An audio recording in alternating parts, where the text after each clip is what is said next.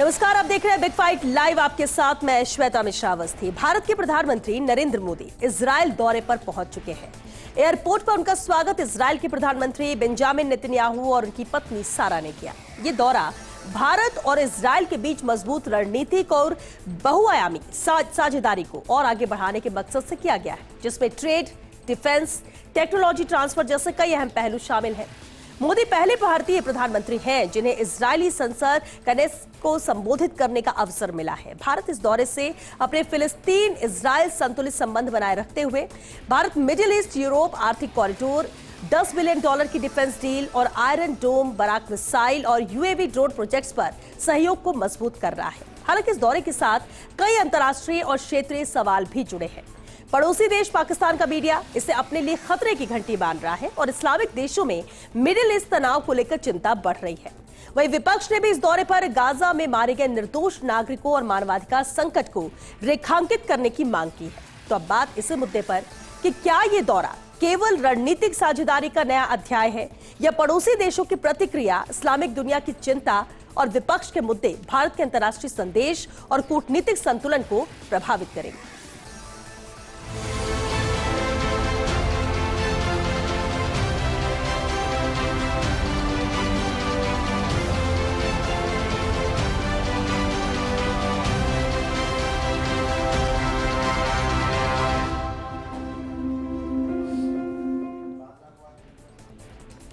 और इस खास मुद्दे पर चर्चा के लिए खास मेहमान हमारे साथ स्टूडियो से जुड़ चुके हैं। सबसे पहले उनसे रूबरू करा देते हैं आपको। चर्चा में मौजूद है निमिषा गौर जी, बीजेपी से हैं। स्वागत है निमिषा जी आपका। राजेंद्र मेघवाल जी भी हमारे साथ है, कांग्रेस से। राजेंद्र जी आपका भी बहुत स्वागत है। और साथ ही कर्नल देवानंद जी भी हमारे साथ है, रक्षा विशेषज्ञ हैं। बहुत स्वागत है देवानंद जी आपका भी। मैं आपसे ही शुरुआत करना चाहूंगी। अंतर्राष्ट्रीय स्तर की जब हम बात करते हैं और भारत के प्रधानमंत्री नरेंद्र मोदी के जब दौरे होते हैं, हर एक दौरा हर एक देश से रिश्तों के तौर पर, भारत की मजबूती के तौर पर देखा जा रहा है। और इजराइल दौरा प्रधानमंत्री नरेंद्र मोदी का और जिस तरह से वहां स्वागत किया गया, किस तरह से ये कदम देखा जाए, इस दौरे को देखा जाए, भारत इजराइल के रिश्तों को कितनी मजबूती मिलेगी? जी, सबसे पहले मैं बताना चाहूंगा, देखिए कि प्रधानमंत्री नरेंद्र मोदी जी द्वारा ही उनका दूसरा दौरा है इजराइल का। और हम सबको विदित है कि पहला किसी प्रधानमंत्री का अगर दौरा रहा तो वो प्रधानमंत्री नरेंद्र मोदी जी का रहा।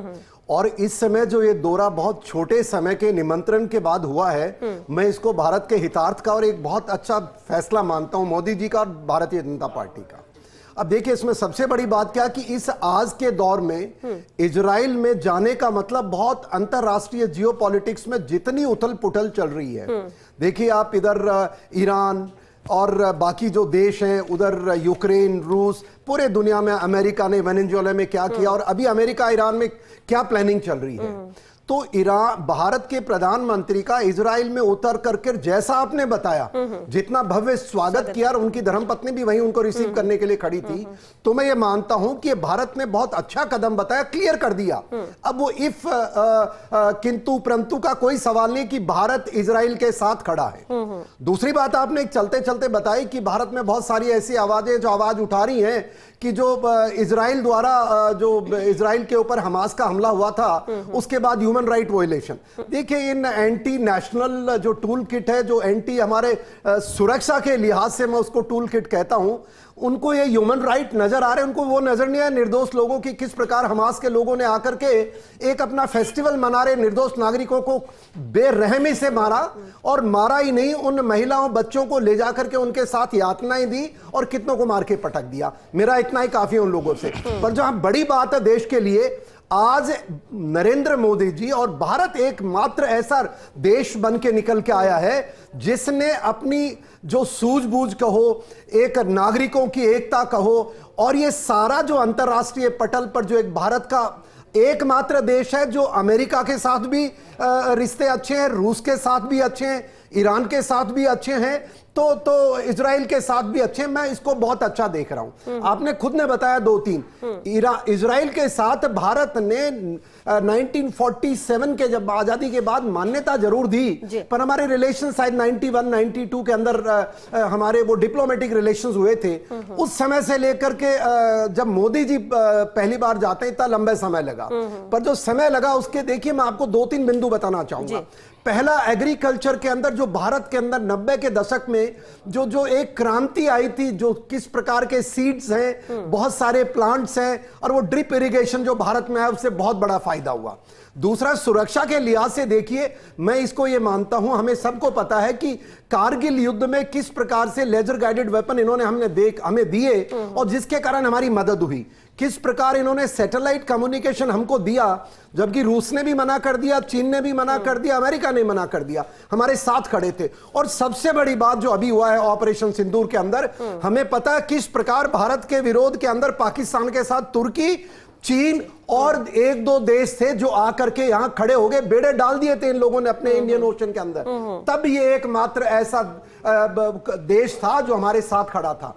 और इससे अगर ऊपर जाएं, देखिए साथ दिया बुरे वक्त में, मैं भारत के प्रधानमंत्री की प्रशंसा करूंगा कि उन्होंने दिखा दिया कि जो हमारा सच्चा दोस्त था उसके साथ हम खड़े हैं। पर यही नहीं, एक छोटी सी बात और मैं रखना चाहूंगा मेरी बात समाप्त करने से पहले। भारत और इजराइल के रिश्ते में देख रहा हूं हमारे बहुत हजारों वर्ष पुराने हैं। ये भी एक वो सभ्यता है जिसपे क्रूर आक्रांताओं ने हमले किए, उनका टेंपल 1, टेंपल माउंट जिनको कहते हैं, उनको तोड़ तोड़ के मार दिया। इनका देश जितना भी बड़ा उस दौर में हुआ करता था, आज का मॉडर्न इतिहास इजराइल को देश ही नहीं मानता। बहुत सारे लोग हैं नक्शे में। जिस प्रकार भारत के साथ भी तो ऐसा ही हुआ है, भारत के टुकड़े कर दिए गए, संस्कृति पर प्रहार हुआ, लाखों निर्दोष लोग हुए, और इजराइल ने भी ये फेस किया है। तो मैं मानता हूं आज दो, एक इजराइल एक भारत। इजराइल फिजिकली बहुत छोटा है, पर टेक्नोलॉजी, विचारधारा और राष्ट्र के लिए जो अपने समर्पित लोग हैं, एक से जख्म दोनों ने खाए हैं तो उस दर्द को समझ रहे हैं। दर्द को समझते हैं। बहुत अच्छी बात है। मैं मोदी जी को फिर मेरी बात समाप्त करने से पहले कहूंगा, मैं आपका बहुत आभारी हूं। आज दिखा दिया कि भारत इजराइल के साथ खड़ा है और किसी इस अरेबियन कंट्रीज के दबाव में नहीं आए हम लोग। और आप देखिए सबसे बड़ी बात, आज पाकिस्तान के साथ सऊदी अरेबिया पैक्ट करता है कि आप पर हमला, हम पर हमला होगा। मैं मानता हूं मोदी जी ने बिल्कुल जवाब दे दिया। और साइप्रस और जो उस तरफ जो तुर्की के साथ में जो देश हैं, अजरबैजान, उनके साथ भी हमने समझौते। और देखिए सबसे बड़ी बात देखिए, 2026 में मात्र 2 महीने में 18 देशों के प्रदेश अध्यक्ष आकर के भारत से चले गए। बड़ी बड़ी मदर ऑफ ऑल डील जिसको कहते हैं वो हो गई। और छोटी मोटी जो मैं मानता हूं देश आज मोदी जी के साथ है, मैं यही कह सकता हूं। Thank you very much Modi ji आपको। ठीक है निमिषा जी, ये जो दौरा है इसको कई मायनों से देखा जा रहा है। हम रक्षा की बात करें, टेक्नोलॉजी या ट्रेड का जो सहयोग हुआ है, इससे क्या आपको लगता है कि भारत की सुरक्षा के लिहाज से मजबूती में हम कह सकते हैं कि कुछ कदम हम और आगे बढ़ गए? देखिए, भारत इजराइल के संबंध श्वेता जी बहुत मजबूत हो रहे हैं, प्रगाढ़ हो रहे हैं। सांस्कृतिक अंतर संबंध ऐतिहासिक दृष्टि से हमारे एकजुट रहे हैं। अब राजनयिक संबंधों के साथ हम सुरक्षा की दृष्टि से भी आगे बढ़ रहे हैं। अब हम ड्रोन के युग की बात करें तो रक्षा को लेकर के कोलैबोरेशन जो इजराइल के साथ में आगे होने वाला है, और जिस तरह से इजराइल के लोग, वहां की सरकार और विपक्ष ने भी भारत के प्रधानमंत्री जी का स्वागत किया है, वो स्वागत योग्य है। इजराइल एक ऐसा देश है जिसने अपनी इंटरनल पॉलिसी के साथ में उसने अपनी फॉरेन पॉलिसी को भी मजबूत रखा है, आतंकवाद का कड़ा जवाब दिया है। तो हम अब इस ड्रोन युग में प्रवेश कर रहे हैं। और देखिए, एंटी बैलिस्टिक मिसाइल सिस्टम से कोलैबोरेशन यदि होता है इजराइल का, तो भारत का रक्षा प्रबंधन और मजबूत होगा। हमने हमेशा से रिहेबिलिटेशन थ्योरी जो भारत की फॉरेन पॉलिसी का एक पार्ट रही है श्वेता जी, तो उस पर वर्क किया है। और आज इजराइल के साथ भारत के अंतर संबंध मजबूत होते हैं तो बाकी किसी से मजबूत नहीं होंगे। खराब संबंधों की ऐसी पॉलिसी मोदी पॉलिसी है ही नहीं। हमारे प्रधानमंत्री जी सभी के साथ कोलैबोरेशन करते हुए 1-to-1 रिलेशनशिप को स्टैब्लिश कर रहे हैं। सिक्योरिटी की बात हो, टेक्नोलॉजी की बात हो, या आप देखिए अभी कुछ ही दिनों में एआई ग्लोबल समिट हुआ हो, भारत का बढ़ चढ़ के स्वागत दुनिया कर रही है। तो यहां पर भारत इजराइल संबंध किसी अन्य देश के साथ कोई तरह का तनाव नहीं है। लेकिन आपने कहा कि पाकिस्तान को तनाव हो रहा है, और एक तनाव भारत में कांग्रेस को हो रहा है। जो कांग्रेस कॉम्प्रोमाइज कांग्रेस पार्टी हो चुकी है, उसको हो रहा है। तो ये जो कोलैबोरेशन है कांग्रेस पार्टी का भारत की और एंटी नेशनल का, तो वो कांग्रेस एस्टैब्लिश करे कि कांग्रेस आतंकवादियों के साथ है या आतंकवाद से नहीं, पीड़ितों लेकिन के साथ है? पाकिस्तान को तनाव, पाकिस्तान में खलबली, पाकिस्तान को डर, ये तो समझ में आता है। आपने कहा विपक्ष को भी दिक्कत हो रही है, कांग्रेस को तो दिक्कत हो ही रही है। आप देखिए ना, उनके लगातार बयान आ रहे हैं कि आप इजराइल क्यों गए हैं। आपका इनका जो चश्मा है ना, ये हरे चश्मे से जो देखती है कांग्रेस, उनको बाकी पीड़ित नजर नहीं आते हैं। तो ये जो कांग्रेस की तुष्टीकरण थी, वो तुष्टीकरण भारत की तुष्टीकरण से भारत निकल के अब इंटरनेशनल तुष्टीकरण कर बढ़ गई है। कांग्रेस क्या सोचती है? क्योंकि राजेंद्र जी हमारे साथ, राजेंद्र मेघवाल जी, उनका ही रुख कर लेते हैं। राजेंद्र जी, आपने सुना जो कर्नल देवानंद जी ने कहा, निमिषा गौड़ जी ने कहा, लेकिन इजराइल का प्रधानमंत्री नरेंद्र मोदी का ये दौरा, इसे देखने का नजरिया कांग्रेस का क्या है? क्योंकि जिक्र गाजा का भी हुआ है, गाजा के दर्द को लेकर भी जिक्र किया गया, प्रियंका गांधी ने जो बात कही, और दूसरी तरफ है कि जब वो संबोधित करेंगे तो याद दिलाया गया। इसकी क्या वजह है? क्या आपको लगता है कि बार बार एक बात कही जा रही है कि रिश्ते मजबूत हुए हैं पहले से और ज्यादा, और जो डील्स है वो भारत की सुरक्षा के लिहाज से भी, आने वाले वक्त के लिहाज से भी बेहतर होंगी? देखिए श्वेता जी, जहां तक प्रधानमंत्री नरेंद्र मोदी के देश में सत्ता में आने के बाद से लगातार 2014 से लेके 17 के बीच में एक इजराइल और अमेरिकी लॉबी जिस तरीके से सक्रिय हुई थी, और जिस तरीके से पूरा का पूरा बनाया, और जिस तरीके से जेफरी ने बना दी जोड़ी 2017 के अंदर मोदी जी का इजराइल दौरा होता है। उसके पीछे अभी आपने जो एप्स्टीन फाइल्स आई थी, इसके अंदर हरदीप पुरी और अनिल अंबानी और यराक एहूद, इन लोगों के, मोसाद के जो वो थे, पूर्व प्रधानमंत्री भी थे, इन लोगों की जो गठजोड़ है, मिली भगत है, जिस तरीके से अमेरिका के दबाव के आगे इजराइल के सामने भारत ने अपने समझौते किए। क्योंकि आप देखिए, इसके अतीत में अगर हम देखेंगे तो 1974 में पीएलओ को हमने मान्यता दी थी, और उस वक्त प्रधानमंत्री इंदिरा गांधी थी। मान्यता दी थी। सुन लीजिए, अरे सुन लीजिए, आप ये बताइए, आपने कितने कॉम्प्रोमाइज किए? क्या है ये क्या तरीका विरोध किया? झूठ तो नहीं, ये क्या है मतलब? अरे इनको, आपने बोला इनको कुछ पता नहीं है, बिना पढ़े लिखे आ जाती है। आधी अधूरा ध्यान लेकर के आप यहाँ पर डिबेट कर रहे हैं। कॉम्प्रोमाइज पार्टी पूरी करने दीजिए। आप झूठे तथ्य रखेंगे ना श्वेता जी, आप अगर विरोध होगा तो उनकी बात खत्म होने के बाद आप बात रखिए। उन्होंने भी सुना, ठीक है, बोलिए, उन्होंने भी सुना। देखिए, उसके बाद देखिए एक्चुअल में क्या है कि ये पढ़ते लिखते तो है नहीं, ना ही ये अपने जो अभी सिंदूर के अंदर मतलब संसदीय दल गया था, जिसमें कुवैत के अंदर निशिकांत दुबे गए थे, वही कम से कम वीडियो अगर देख लेती तो कम से कम ये बेहूदी बात नहीं करती। 1983 में यासर अराफात को बुलाया, नॉन अलाइन मूवमेंट का वो था प्रोग्राम, उसके अंदर बुलाया, इंदिरा जी उस वक्त भी प्राइम मिनिस्टर थी। 1988 में फिलिस्तीन को एक राष्ट्र के रूप में मान्यता हमने दी। सुनिए, अब देखिए, ऑपरेशन सिंदूर होता है, हमारा संसदीय दल जाता है, सर्वदलीय संसदीय दल जाता है, और निशिकांत दुबे कुवैत में अंदर जाके कहते हैं इजराइल तो हमारी बात ही नहीं मानता, हमने ही सारी कुछ किया, हम तो फिलिस्तीन के दोस्त हैं। और तो और सुनिए, 2 सालों से लगातार फिलिस्तीन के अंदर नरसंहार हो रहा है। आप सुनिए, 72,000 से अधिक लोग मारे गए गाजा में और आपके वेस्ट बैंक के अंदर, 21,000 उनमें से बच्चे हैं। आप देखिए, उनके स्कूल तबाह कर दिए, उनके घर तबाह कर दिए, उनके अस्पताल तबाह कर दिए। दर्द इनको आ रहा है, हो गया इनका दर्द। यही तो बांग्लादेश से हिंदू नजर नहीं आते मैं नहीं बोला था, ये जो भी बोले मैं नहीं बोला था। तो मैं कह रहा हूं हमारी, देखिए बांग्लादेश में हिंदू मरता तब इनको दर्द नहीं नजर आता।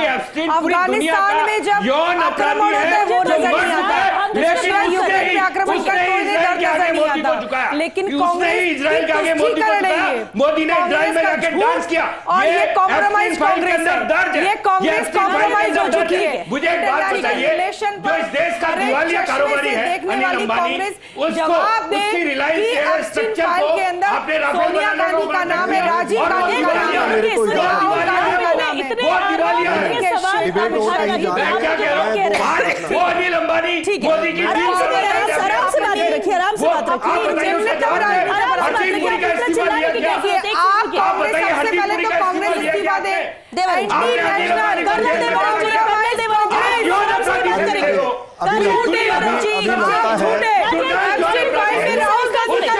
ऐसे चिल्लाने से सिर्फ मैं बात नहीं करूंगी, आराम से बात रखिए। मैं क्या कह रहा हूं, मेरी कांग्रेस है, कॉम्प्रोमाइज है, चिल्लाने की बांग्लादेश में हिंदुओं की हत्या होती है, इनके मुस्लिम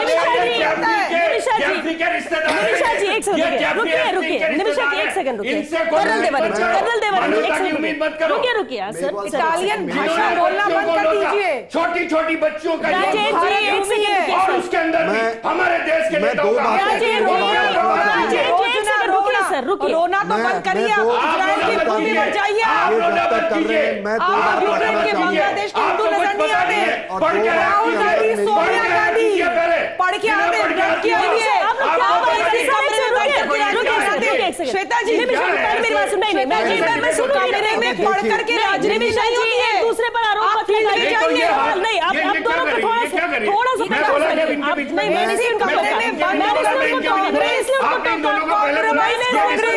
ये देखिए भोपाल कैसी राजनीति होती है, तो सुनिए मेरी बात। उसके आरोपी को राजीव गांधी ने निकाला, ये इंदिरा गांधी की कांग्रेस आप सुनती नहीं, आप सुनती नहीं, आप सुनती नहीं, आप बिल्कुल सुनोगे निमिषा जी, नहीं आपको सुनना पड़ेगा। चाइना ने भारत ये चिल्लाने के लिए यहाँ पर बात मुद्दे पर चिल्लाने की जरूरत नहीं है। देवानंद दो बातें रखना चाहूंगा दोनों मेरे साथियों से। देखिए कि मैं जो बात रख रहा हूँ वो सुरक्षा की बात है, तथ्यों की बात करिए। हमारे साथियों ने उनको सुनेंगे। आप बताइए, मुझे लगता है डिबेट ऐसे खत्म करनी पड़ेगी, ऐसे ही खत्म करनी पड़ेगी, क्योंकि कोई नहीं सुनना चाहता है। शायद वो एक सेकंड जाएंगे, आप बताइए मोदी जी बात तो सुनो भाई। देखिए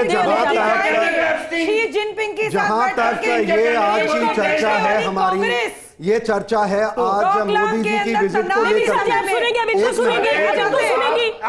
ऐसे नहीं बात होती है। क्या समझ के रख रहे हैं?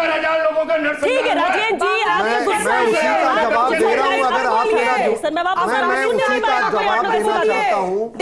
मैं एक जवाब देना चाहता हूँ। आपने कहा 72,75,000 1 लाख वहां पर लोग मारे गए। हाँ। मैं इतना ही ध्यान आकर्षित करना चाहूंगा कि उनका दुख होना सबके लिए एक इंसानियत के नाते अच्छी बात है, पर जो निर्दोषों को हमास के लोगों ने इजराइल के लोगों को मारा वो ध्यान रखना चाहिए। अरे इतना दूर क्यों जाते हो भाई साहब? कश्मीर में एक मिनट अरे एक मिनट आप सुनो। भारत के अंदर आइए, भारत में कश्मीर के अंदर 50,000 तो हमारे सैनिकों का बलिदान हो गया भाई। वो आपको किसी को नजर नहीं आ रहा, तो ये ऐसे उनकी चिंता छोड़ो, और अगर आपको चिंता करनी भारत के हितों की करो। दूसरी बात छोड़िए ना उनको, मैं बात कर रहा हूं। अरे बोलने दो के दौरे पर प्रधानमंत्री हैं, आप उसमें कोई बात नहीं रखना चाहते, आप सारे इतिहास में चले जाते हैं। पता नहीं बीजेपी बोला, आप देखिए ये दोहरा चरित्र नहीं चलेगा। देश में कुछ कहिए और विदेश में जाके कुछ बोलेंगे। आप अपनी बात मेरे को बात तो कहने दीजिए। मैं बोल रहा हूँ, मैं बोलता हूँ। इजराइल दौरे पर बात कर रहे हैं। देखिए इजराइल दौरे के कारण एक बहुत अहम चर्चा के बीच में इजराइल दौरे की एक बहुत अहम बात बताना चाहता हूं मैं, कि देखिए आज राष्ट्रीय सुरक्षा, राष्ट्र सम्मान और गौरव की बात करें। अगर एक दूसरे पे कीचड़ उछालेंगे तो कोई कमी नहीं है, पर सच्चाई यह है कि आज के दिन देखिए भारत के विरोध में पाकिस्तान ऑपरेशन सिंदूर में खड़ा था, उसके साथ चीन खड़ा था, सऊदी अरेबिया। लेकिन कर्नल देवानंद जी एक सवाल मेरा है, देखिए अब सबके अपनी अपनी राय है, दौरा अच्छा है नहीं है, पहले क्या हुआ नहीं, हम बात करते इतिहास से बहुत कुछ होगा, उसमें हम बात करें तो हमारे पास उतना वक्त नहीं है। हम आज की बात करें इस दौरे को लेकर, अगर ये दौरा है, दूसरी तरफ अगर पाकिस्तान को तनाव है, दर्द है, तो कुछ तो बेहतर हो रहा है जो पाकिस्तान को पच नहीं रहा। श्वेता जी कुछ नहीं, बहुत बेहतर हो रहा है अंतरराष्ट्रीय पटल पे। अभी इन्होंने एक ने जिक्र किया कि अमेरिका से डर के मारे। अरे भाई अमेरिका के काहे का डर है? यूरोपियन यूनियन आकर के भारत में ट्रेड डील कर गई, बड़े बड़े देश ईरान के साथ में बड़े-बड़े देश आके चाबार के अंदर हमारे नैरेटिव है, हजारों करोड़ रुपए लगे हुए हैं। मैं तो गैस पाइपलाइन के अंदर हमारे हजारों करोड़ लगे हुए हैं। अमेरिका के दबाव में ईरान से रिश्ते खत्म कर लिए, रूस से रिश्ते खत्म कर लिए। ये कैसी बातें कर रहे हैं? बिना जानकारी के बोल रहे हैं। सबको जानकारी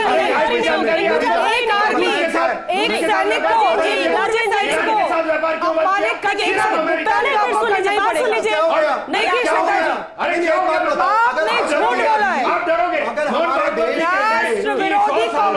हमें डरना छोड़ना चाहिए। एक सेकंड निमिषा जी, एक सेकंड, एक लाइन का कमेंट, मैं जब बोले तो आप सुन लीजिए। रुको बहुत सारे लोग कि हमें डरना छोड़ना पड़ेगा, आपको सुनना पड़ेगा, डरना तो सुनना पड़ेगा। मैं कहना चाह रहा हूँ ये बात सुनिए, कि सरकार कोई नहीं डरी है, भारत किसी से नहीं डरता है। और रही बात, अभी तक बोला नहीं गया आपसे, नहीं डरता है, आपसे बोला तक नहीं गया। क्यों? अच्छा ठीक है, एक मिनट देवानंद जी, मजबूर होना पड़ा भारत के साथ। ठीक है, अच्छा सुनिए राजेंद्र जी, दूसरी बात, पुराने तक नहीं इतिहास में नहीं, आज नहीं, मैं आज की बात कर रही हूँ, मैं आज की बात कर रही हूँ। इजराइल का दौरा, मैं आ रही हूँ आपके, मैं करूँगा, नहीं आप रुकिए, मुझे एक सेकंड रुकिए देवानंद। निमिषा जी नहीं, मेरी बात पहले मेरी बात सुन लीजिए, आप यहाँ डिबेट में नहीं, अपनी मर्जी नहीं चला सकती। निमिषा जी मेरी बात सुनिए, निमिषा जी मेरी बात तो नहीं चल रही ना, ये सुन रहे हैं, ये चुप हो रही हैं, आप नहीं सुन रही हैं। देखिए आप मुझे मुद्दे से भटक रही हैं, आप 2-3 चीज सोच के आगे बस बार वही रिपीट कर रहे हैं, आप बात नहीं सुनना चाहती, सवाल नहीं सुनना चाहती। चाइना ने भारत पर अटैक किया, ये ऐसे तो चर्चा नहीं होती, आप सवाल नहीं सुनेंगे तो बात तो नहीं हो सकती। आज निमिषा जी अगर आप सवाल नहीं सुनेंगे तो चर्चा नहीं हो सकती। भारत का सम्मान बढ़ रहा है, कांग्रेस तारीमाम कर रही है। आज के दिन जो भारत के प्रधानमंत्री मुद्दे पे बात करिए, 20 मिनट की डिबेट है, उसमें आप लोग अपना हमारे दर्शकों को पता लगने दो कि आज के दिन ये विजिट हमारे देश के हित में है, नंबर 1। नंबर 2, आप ये बातें राजनीति कर रहे हो, आप जवाब दीजिए ना। आप देखिए, इससे जो हमारा समझौता होने वाला है ड्रोन्स के ऊपर, टेक्नोलॉजी ट्रांसफर के ऊपर, एग्रीकल्चर टेक्नोलॉजी के ऊपर, और तो और ऐसे दो। ठीक है देवानंद जी, एक सेकंड, मैं क्योंकि वक्त खत्म हो रहा है। निमिषा जी फाइनल कमेंट क्या कहना चाह रही है आप? ये दौरा कितना महत्वपूर्ण है, मुझे उस पर बात रखिएगा। देखिए ये भारत देखिए भारत और भारतवासियों के लिए सुरक्षा प्रबंध को लेकर के देख लीजिए, टेक्नोलॉजी को लेकर के आज जिस तरह से भारत इजराइल संबंध 70 साल के बाद पहली बार भारत के प्रधानमंत्री जी इजराइल की संसद में बोलने वाले हैं, वो हम सबके लिए गौरवान्वित करने वाला है। क्योंकि एक मजबूत देश जिसने रक्षा के क्षेत्र में बढ़त हासिल की, जो आतंकवाद से जूझ रहा है, और भारत ने भी आतंकवाद के खिलाफ कमर कस ली है। तो आप ये देखें, ये जो आज हमारे प्रधानमंत्री जी गए, ये बहुत एक स्ट्रांग रिलेशनशिप के लिए गए, और कांग्रेस के झूठे तथ्यहीन आरोपों का जवाब भारत देगा। ठीक है, चलिए फाइनल कमेंट राजेंद्र जी। हाँ देखिए श्वेता जी, जहां तक इस दौरे की बात है तो निश्चित रूप से ये दौरे से भारत को या भारत की जनता को या भारत की सुरक्षा सेनाओं को कोई फायदा नहीं होने वाला, क्योंकि इससे सिर्फ और सिर्फ इनके मित्र को ही फायदा होने वाला। क्योंकि जब डिफेंस के अंदर जैसे स्ट्रेटेजिक सेक्टर के अंदर भी 100% एफडीआई जब मंजूर किया, इनके एक दोस्त ने तो राफेल को पूरी तरीके से मतलब कॉन्ट्रैक्ट लेने के बाद में वो दिवालिया हो गया, और वही आपका एप्स्टीन का पूरा इनका बिचौलिया था। और देखिए आपका ईरान के साथ में हमारा व्यापार खत्म हो गया, रशिया के साथ खत्म हो गया, अमेरिका के दबाव में प्रधानमंत्री झुके पड़े हैं, और एप्स्टीन के कहने पे ही 2017 के अंदर मोदी जी गए थे, वहां पे जाके नाचे थे, एप्स्टीन फाइल में दर्ज है, और पूरी तरीके से अपने मित्र के लिए भारत के हितों को गिरवी रखा जा रहा है, भारत के हितों को गिरवी रखा जा रहा है, अपने दोस्त के लिए। मेरे साथियों से आग्रह करूंगा कि फाइनल कमेंट मुझे भी देने दें, आपने दे लिया है। दे दिया ना, क्या देना आपको? आप तो अनिल अंबानी पे बोल दीजिए, आप अनिल अंबानी पे बोल दीजिए। अगर वो राफेल बनाने वाला था तो दिवालिया कैसे हुआ? आप बताइए, राफेल बनाने वाला था, और अभी वहां पे एमएनएल मैक्रोन आया था तो उन्होंने आपको टेक्नोलॉजी दी क्या? आप बताइए, आपने 4 देशवासियों से एक बात कहना चाहूंगा कि इस प्रकार की मानसिकता के साथ अमेरिका के ये हमारे लगता है कि साथी उस टूट के हिस्सा है। कांग्रेस को रोना है, रोने वाली कांग्रेस हो चुकी है, मोहल्ले वाली राजनीति कांग्रेस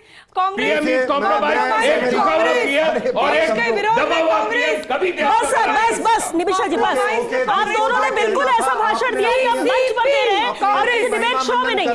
बहुत अच्छा, तालियां बजा देंगे। आप लोगों ने अपने अच्छा भाषण दे दिया। अब जरा एक बार आखिर में एक ही बात कहना चाहूंगा कि आज की जो विजिट है भारत के लिए गौरव की बात है। भारत ने साफ कह दिया है हम इजराइल के साथ खड़े हैं, और आतंकवादियों पे रोने वाली कांग्रेस, रात रोते हो जब आतंकवादी बढ़ता है तो सोनिया गांधी रोती है, और ये राजनीति के अंदर इतना देश का विरोध करना उचित नहीं है। हमें समझना पड़ेगा भारत आज मजबूत हो रहा है, और आप ये तो इजराइल से सीखो। चलिए ठीक है, बहुत शुक्रिया, बहुत शुक्रिया, रोने वाली सभी का शुक्रिया, भारत की मजबूती में राजेंद्र जी, निमिषा जी, देवानंद जी, बहुत शुक्रिया आप सभी का चर्चा में शामिल होने के लिए। देखिए अब 2 दिन का अहम दौरा इजराइल का, प्रधानमंत्री नरेंद्र मोदी का, सबकी अपनी अपनी सोच हो सकती है, अंतर्राष्ट्रीय स्तर पर इसका क्या असर होता है सिर्फ एक लाइन से समझा जा सकता है। अगर ये भारत के लिए ये दौरा प्रधानमंत्री का नुकसानदायक होता तो जो हमारे विरोधी हैं वो खुश होते, लेकिन अगर इस्लामिक देश जो हमारे विरोध में है, जिनको चिंता बढ़ गई है कि वहां पर ये क्यों गए हैं, क्यों इनके रिश्ते मजबूत हो रहे हैं, पाकिस्तान में अगर यहां पर टेंशन है, तनाव है, तो ये मानना पड़ेगा कि बहुत कुछ नहीं लेकिन कुछ तो बेहतर है जो जिस लेवल तक समझ रहा है। और अगर दूसरे देशों से रिश्ते मजबूत होंगे, हम अपने देश के साथ साथ अंतर्राष्ट्रीय स्तर पर भी देखना होगा हमें वो मजबूती करनी, क्योंकि हम सिर्फ मजबूत देश होने के, इंटरनेशनल लेवल पर अपनी मौजूदगी दर्ज कराने के लिए ही नहीं, हमें वो दिखाना भी पड़ेगा और उसी दिशा में इस दौरे को एक कदम माना जा रहा है। चलिए 6 बिग फाइट लाइव में आज के लिए बस इतना ही। नमस्कार।